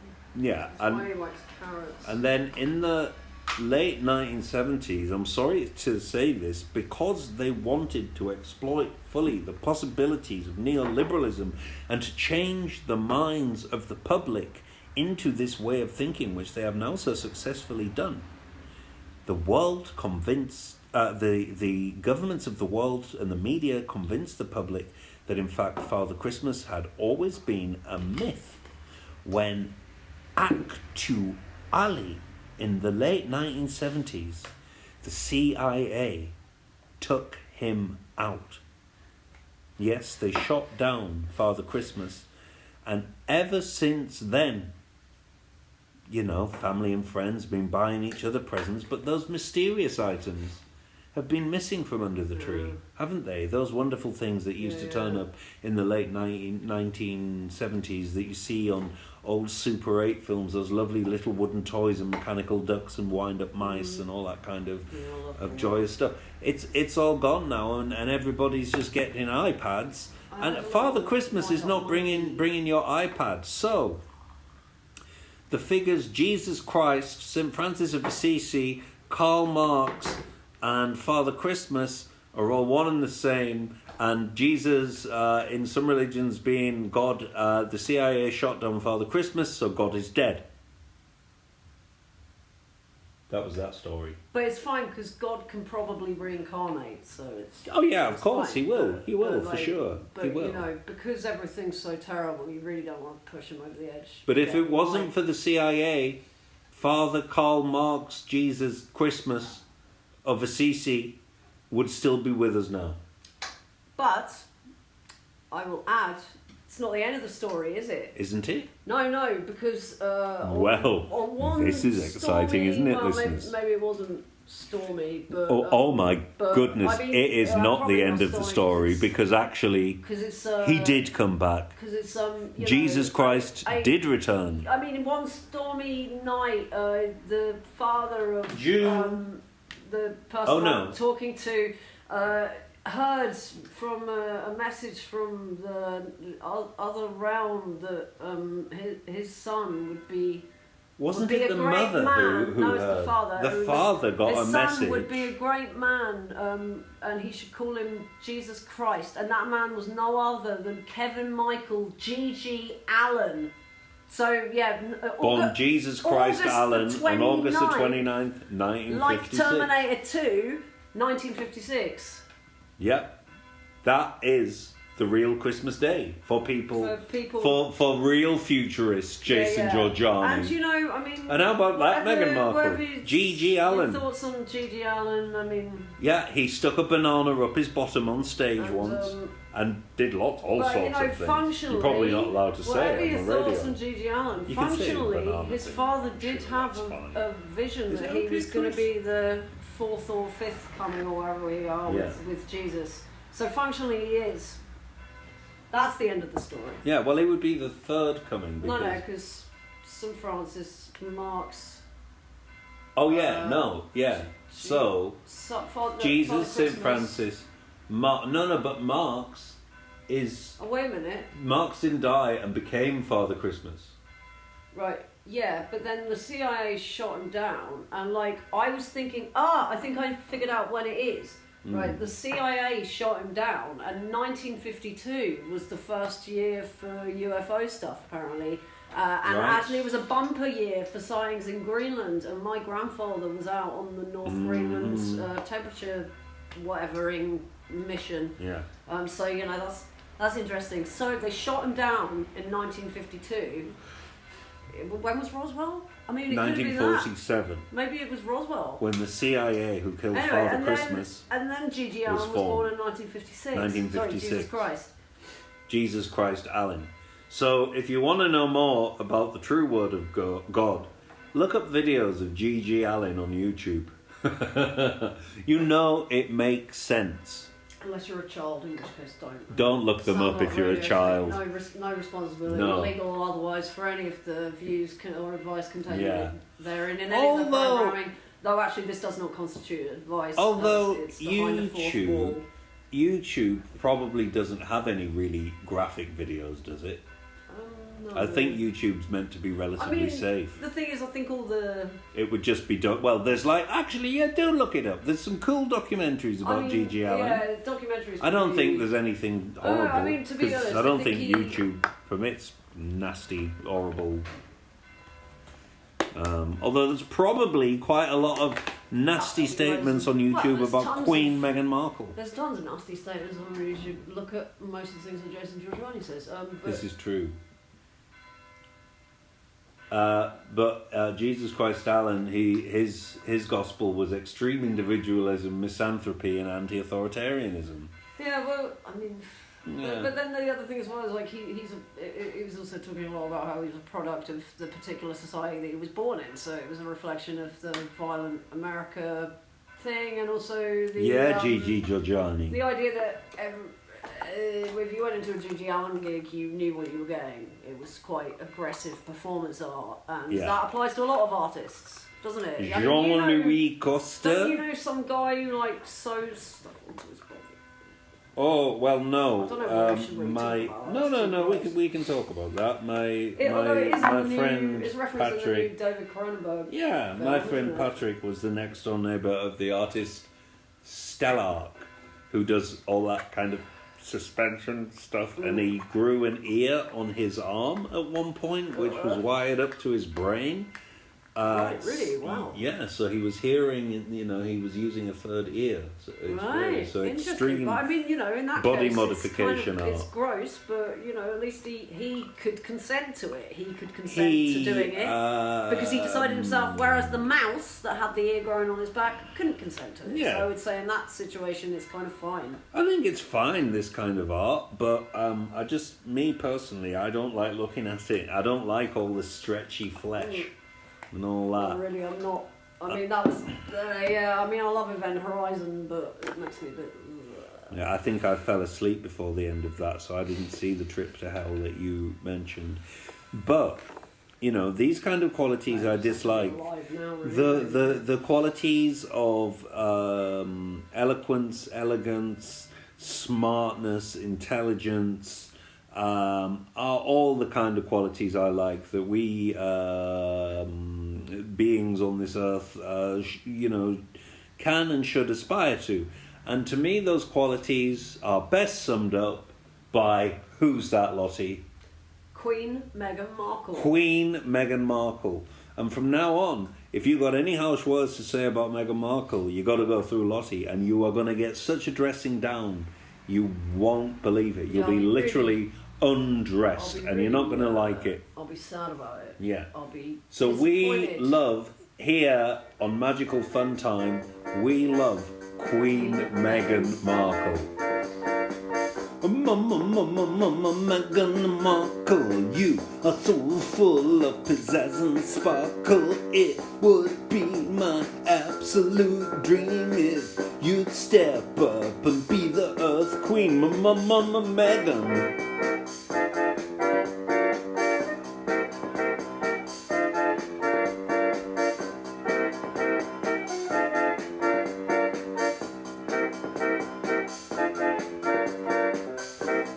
Doctor, I'm not feeling very welly. Why don't you put Meghan on the telly? She's the queen of the earth, full of wit and mirth. Meghan Markle, full of sparkle. Lighten up the night, Meghan Markle, full of sparkle. You lighten up my life, queen of earth. Queen of earth. I got my Louis riff out for you. My Louis riff out for you, Queen of Earth. She's gonna make you an altar, gonna light some candles, gonna look at gaze upon your face, your serenity and grace, Meghan Markle. Do you know why I am so happy? It's 'cause you are in the public eye, yeah. And so many people who I dislike so profusely, they hate that, Meghan. They just hate that. I dig what you stand for, Meghan. Because this is another positive song to make you feel good, to open your mind. If you're positive about Queen Meghan, you can't go wrong. No, you can't go wrong. Why would such a positive broadcast annoy human people? That's quite telling, isn't it, Lottie? It really makes you think. You might want to think about that. You might want to think about that. You might want to think about that. You might want to think about that. Yeah! Meghan Markle is a skilled calligrapher. She keeps bees, is a formidable gardener, loves to cook, arranges flowers, and is very interested in bookbinding. Now that sounds to me like quite an interesting and rich personality, doesn't it? Yeah. You know? And somebody who is on it. Because, you know, keeping up with, you know, just a few things on that list. If you had to keep up with your bees, your gardening, and your calligraphy, and cook for a family of 4, well, I think you would consider yourself pretty formidable. Yeah. Most people, you know, can only squeeze in one hobby, if that. Watching TV isn't really a hobby. That's just a way of blankly passing away your life towards the abyss. But Meghan Markle, I'm sure she sits down and enjoys a bit of telly every now and then. Christmas Day, you know. What does Meghan watch on Christmas Day? What did we find out? Films? What her favourite movie was? Maybe she watches Hallmark movies with her in on Christmas Day. No, she probably watches the other ones because I think a suppose lot of so. actors don't like watching. They don't like to watch their... No, but come on. If you were in a Hallmark movie... I mean, I definitely watch the Hallmark film. If I you like Hallmark films. But if you were in a Hallmark movie, would you not, on Christmas Day, watch the Hallmark it would be a really interesting, weird sort of postmodern kind of hauntology. Because this is the thing about Hallmark movies. They're not movies... Experience. They're not movies in the traditional sense, are they? No, the science fiction. Well, yeah, but we established imaginations that they're not part of the whole patchwork of cinema. They're separate to that. A Hallmark movie isn't a movie, it's a hallmark. It is. Yeah, it's a hallmark. So you say, important. how was that hallmark? That's how you do it. And every Hallmark movie, they kind of have the same story, which, unless it's one of the ones about time travel or stuff like that. The Office Groundhog Day one was amazing. Oh, that was excellent. There's so many brilliant ones. But the basic story is someone has gone and give up her life and go and start a kayak business. Yeah, that was great. That's basically the story of everyone. Someone gives up their life to go back to their hometown and do carpentry or something like that. So I don't know what, you know, the interesting thing about them is you don't know where the ideology is exactly. You don't know what the world of Hallmark is trying to say, and that makes it all the more fascinating. It's just, you know, everyone is happy all the time. And one thing they go through strife, they do well, yeah, but there's a little bereavement, but they're more in the ones that are focused on the subject of bereavement. Because Hallmark, someone's gone to a small town and they're trying to rescue like their deceased parent or auntie's like wine business, and some big buyer wants to buy it out, but then but it must be. I think. And then they fall in love with the buyer. I think he stops working for big capitalism. Between the death, a substantial amount of time has passed. Because when I see those Hallmark actors talking feverishly about their reinvigorating their father's wine business. They don't seem to be in a mode of mourning. They seem to be in a mode of active, ready to go kind of thing. Usually they have to have a sort of heart-to-heart kind of, they call it an argument, but in real society that's really not an argument. Everyone's extremely polite. Yeah, and that's why I think Hallmark movies are interesting from the perspective of dramaturgy. They usually have a like it's like the dad can't move on, the mother's dead, it's her wine recipe. That's there in the narrative, but it's not like they're propelling it. It's there. No. These things are there as little things that different viewers can identify with. I think, and what's interesting about them as dramaturgy is that the first thing you're told in any narrative is that a narrative has to have conflict to have propulsion. And Hallmark movies have very, very, very little conflict going on. There might be a bit of a misunderstanding. Usually it involves sort of like an events coordinator meeting. Either it's I love the ones about events planning. Either it's someone they don't know before, and they meet them and they have really bad sort of like not bad interaction. It's more like, oh, you're here. Yeah. Like if they know them already. Or like it's like their ex-boyfriend. Oh yeah. Oh gosh, and then it's like, oh gosh, it's. And then they're a little bit uncomfortable in each other's company for a bit until they realise actually they love each other. They love each other, and it was all a mistake. Yeah. And they never broke up for any conflict reason. It was just because people were like, oh, I don't know why we broke up. Which I always see in films. Usually when people break up, it's because they hate each other. Yeah. And then they go back to the place where they're from. And wither and die, but you don't see the aftermath of the Hallmark movies.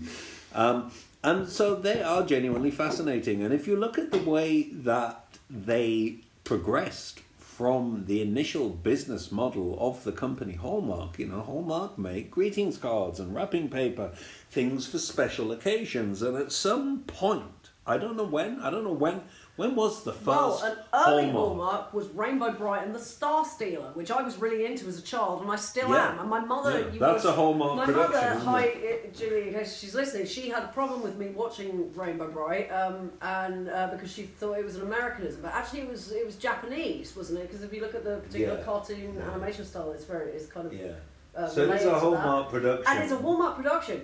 And I maintain that that's a great science fiction film, and I suspect that that's actually a lot more close to the reality of people in space than people wanting to eat each other and impose space Margaret Thatcherism on space Thatcherism on the rest of the universe.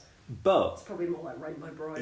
I think saying, even though it's produced by Hallmark, I think saying that Rainbow Bright and the Star Stealer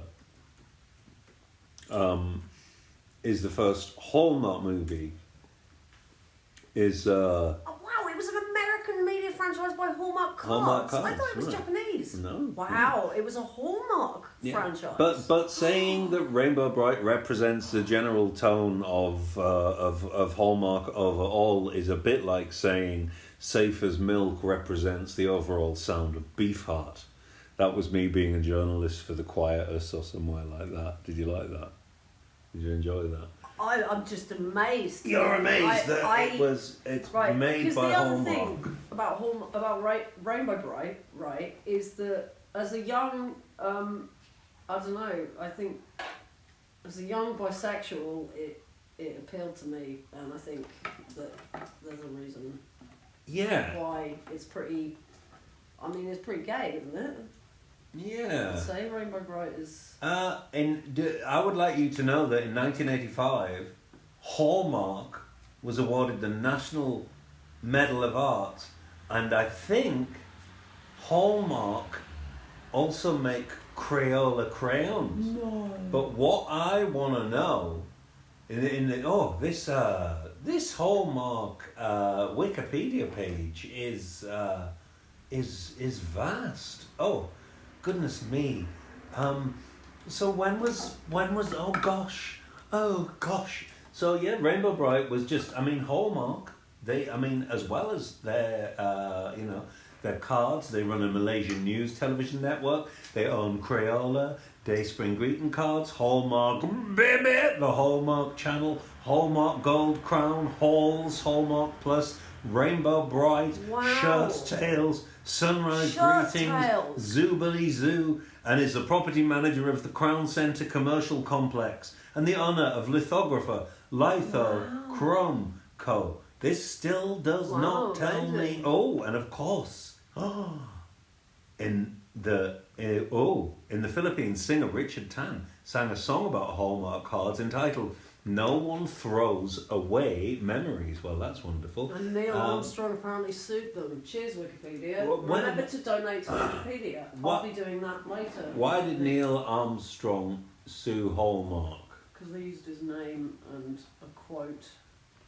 It says here that the first Hallmark movie was 1951, and that was called Amal and the Night Visitors. That's not the kind of Hallmark that I'm after. Okay, it's going to be this. The Hallmark movie, as we know it, in its classic shape, I would say, maybe began in 2000. So there's been 25 years. 2005. Romances. That's when they started their TV. That's their umbrella series. Seasonal programming, Christmas. Oh yeah, so 20 films in 2010. So are you telling me their Christmas movies only started 15 years ago? Wow. And they've made so many mysteries. It's like that thing that So my mother said about the piano, isn't it? At one point that didn't exist. At one point, Hallmark wasn't Christmas. Yeah, that's crazy to me.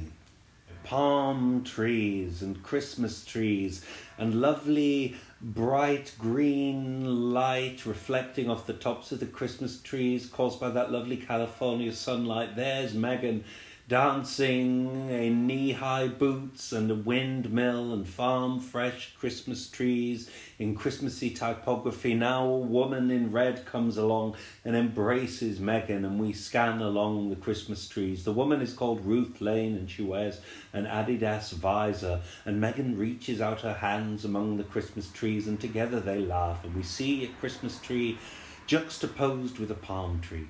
Now Meghan and Ruth move towards a different Christmas tree. It looks to me like they're going to choose one. Which one is it going to be? Once again we see the Christmas tree and the palm tree put together on the screen, juxtaposed, and Meghan is applauding and happy, and she's chosen a tree. And now Meghan is at home, created initially with an establishing shot of the outside of the house, which is white wood with blue window frames, and now she's got that tree in the house and she's decorating the tree. She's hanging them on, she's talking, it seems, about composition, spatial composition, and some of them are shiny and pointy, some of them are round.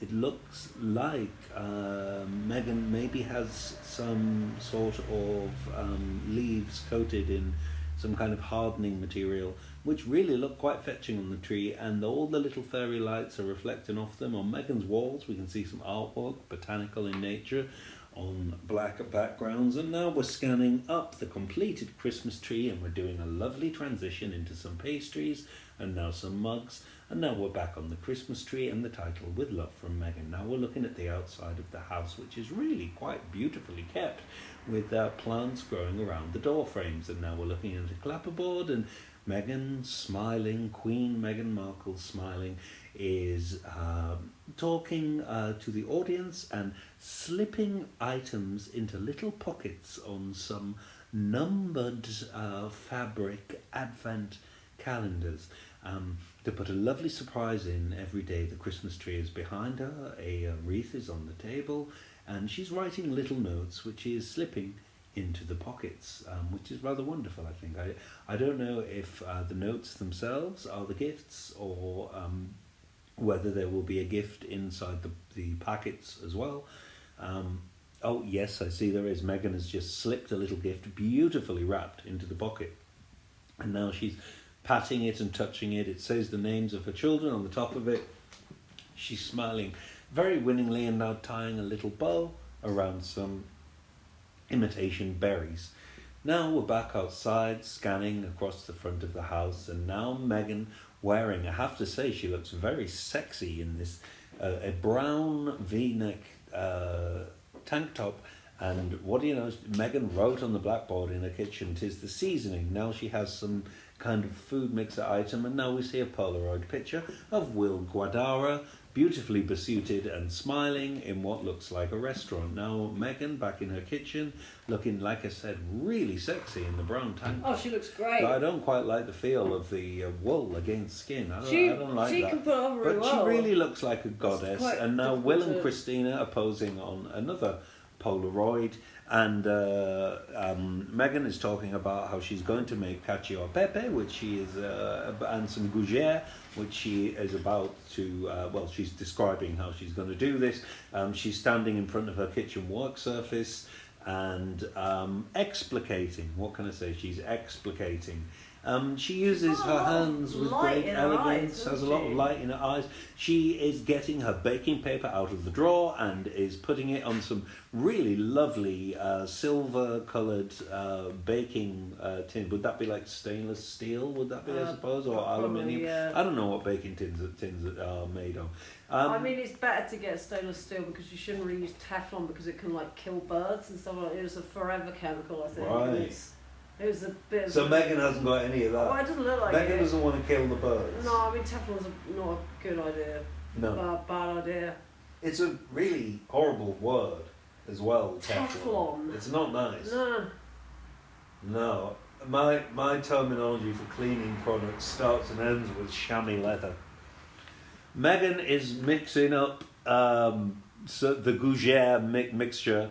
I didn't see what it was. She's cracking an egg in there from one of her chickens. She's got her own chickens, who she's friends with. We've established. She's wearing a really fetching white apron over that brown tank top, and look at that beautiful gougere mix, just falling. Gravity's basically doing the work. Queen Meghan is kind of just egging it on a bit. And now she's got, what do you call those little squirty things? Like a piping thing. A piping thing. And she's using her piping thing. Oh, now she's doing that thing of moving her hand very rapidly in some liquid stuff. And now she's tapping the tops of the little gougere and glazing the tops of them with a little bit of egg there, just to give that sort of shiny, glossy finish, which we all love on pastry. But I think there must be ways to do that without egg, right? You could probably use aquafaba. Could you use aquafaba to glossy up your pastry? I don't know, you could just use varnish. You could use varnish. And then it's multidisciplinary. Yeah. Well, there you go. If you want to be vegan, then replace your eggs with varnish.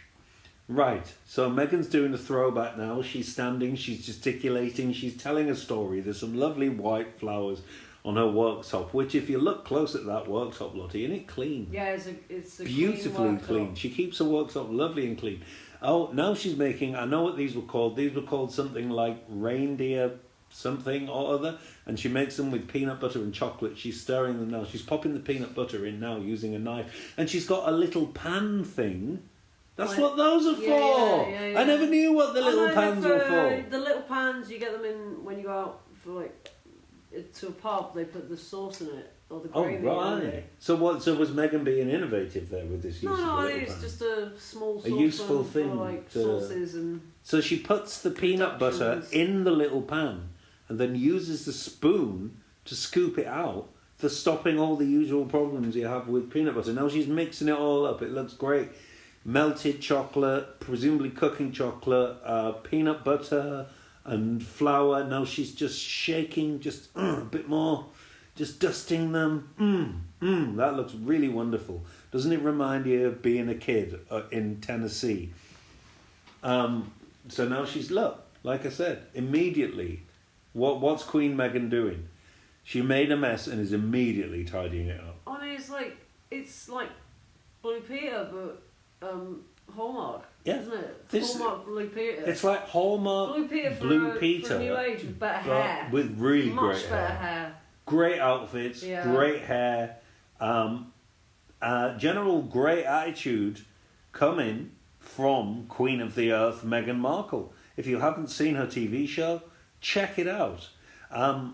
You know, it's great. I feel great advertising, promoting some mainstream entertainment. Yeah. Well, I don't think this really is mainstream. Well, it's not mainstream because loads of people seem to hate her, which I don't understand because she's literally the Queen of the Earth. She's really cool. She's really classy.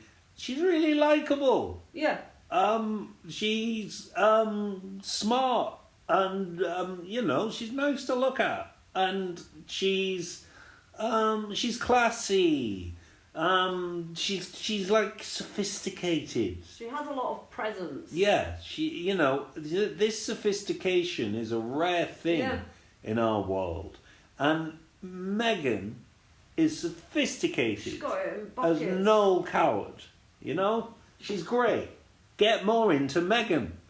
Who's Queen of the Earth, Lottie? Meghan Markle. Meghan Markle.